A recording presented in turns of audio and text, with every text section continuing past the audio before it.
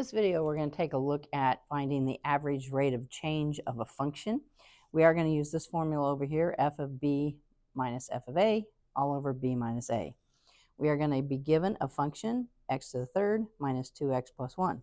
And it's going to tell us to find the average rate of change from -3 to -2.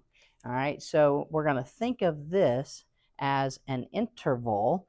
All right, so the interval would be from -3 to -2, which would make the -3 my a value and the -2 my b value. So now I have an a and a b value that I can plug into my formula.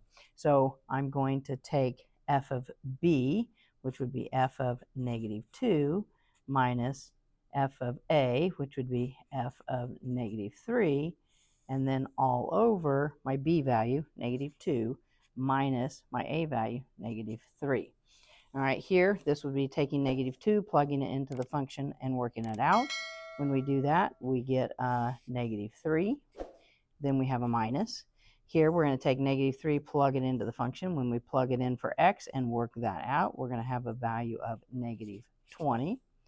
Doing a little bit of math down here on the bottom, doing a plus plus there, we're going to get a 1.